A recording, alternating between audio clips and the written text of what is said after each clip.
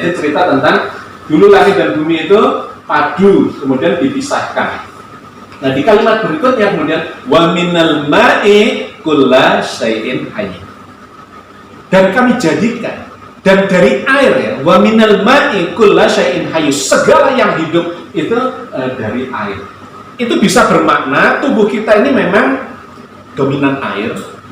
Jadi manusia dewasa itu kira-kira 70% air, anak-anak 80% air, bayi sekitar semakin tinggi, di dalam rahim 90% air, sperma dan ovum 94-95% air. Jadi kadar air kita memang dominan, maka tanpa air nggak bisa ada kehidupan. Itu pemahaman pertama. Pemahaman kedua,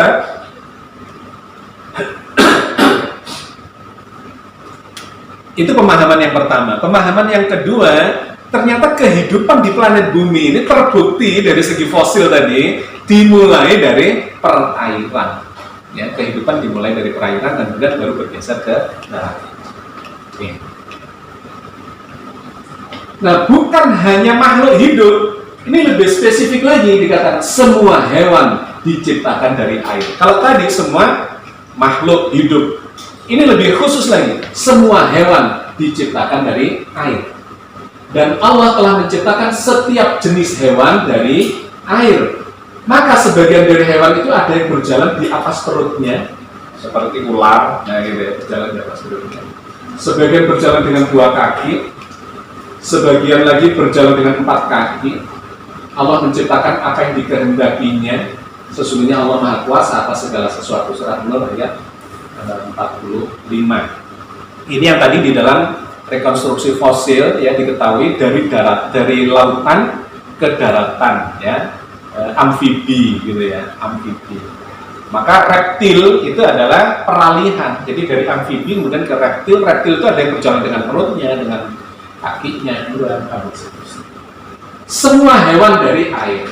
Nah, lebih spesifik lagi, bukan cuma makhluk hidup dan hewan, tapi manusia itu juga diciptakan dari air.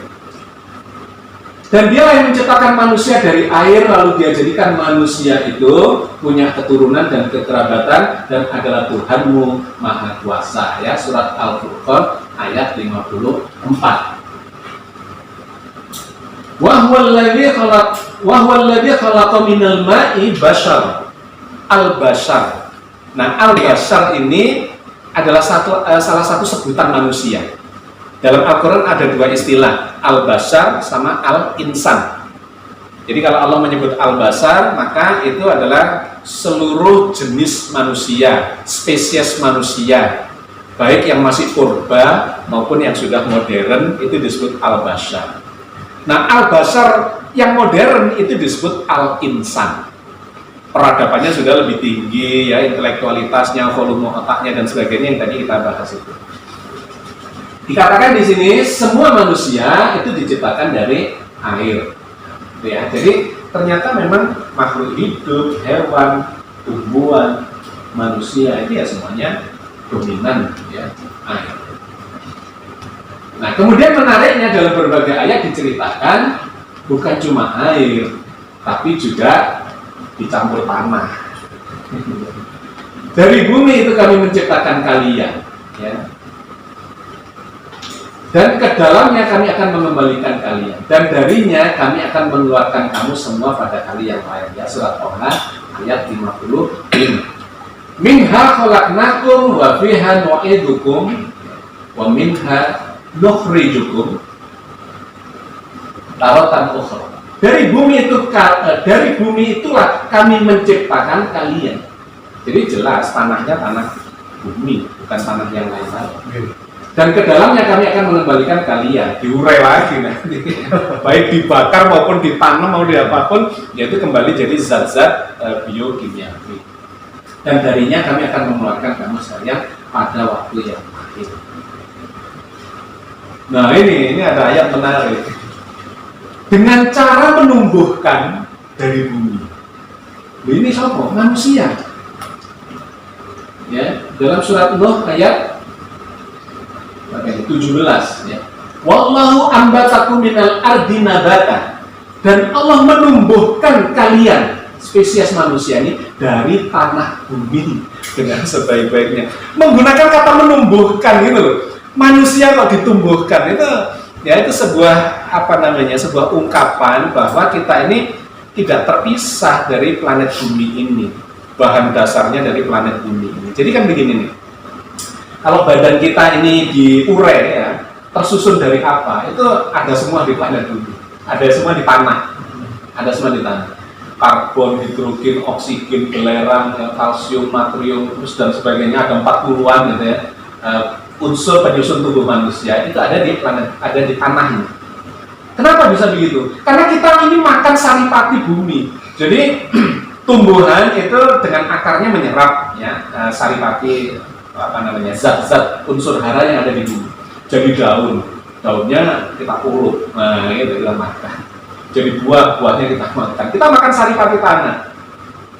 Atau kambingnya makan tanaman. Nanti dagingnya kita makan. Jadi kita ini saripati tanah. Saripati tanah. Ditumbuhkan dari planet bumi ini atau dari tanah bumi ini. Jadi kalau di breakdown memang benar bahwa tubuh kita ini berasal dari saripati tanah ya. Nah, penciptaan manusia memang dimulai dari tanah. Nah, kita mulai menyentuh nih substansi dari kajian kita tentang Adam yang diciptakan dari tanah. Tapi kita sudah tahu dulu backgroundnya panjang gitu ya. Supaya nggak langsung gitu ya ke situ. Penciptaan manusia dimulai dari tanah. Yang membuat segala sesuatu yang dia ciptakan sebaik-baiknya dan yang memulai penciptaan manusia dari tanah tin. Nah, ada tanah yang sebutannya tin, min tin, sajadah itu. Dan sesungguhnya kami telah menciptakan manusia dari suatu saripati yang berasal dari tanah tin. Ya, surat Al-Mu'minun ayat 12. Walaqad khalaqnal insana min sulalatin min tin. Sesungguhnya Allah menciptakan al-insan, ya manusia modern itu berarti mengarah ke Adam sudah. Dari apa? Min sulalatin min tin. Dari saripati yang berasal dari tanah tin. Jadi nggak langsung jemleger, tinnya itu dibentuk, ya jadi patung gitu, boneka terus kun fayakun jadi enggak, disaripatikan, ada proses kimiawinya. Nah yang menarik kemudian kalau kita telusuri, ternyata tanah yang disebut oleh Al-Quran itu macam-macam. Ada tanah keras yang disebut aktin.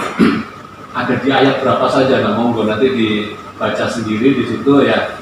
Surat 6 ayat 2, surat 7 ayat 12, surat 17 dan seterusnya sampai surat 38 ayat 76. Itu cerita tentang aktin. Ada lagi tanah liat, hasil pelapukan yang disebut sebagai tinil lazib. Itu disebutkan dalam surat 37 ayat 11. Ada lagi tanah liat yang terbakar yang disebut sebagai sol-sol kalfakhor.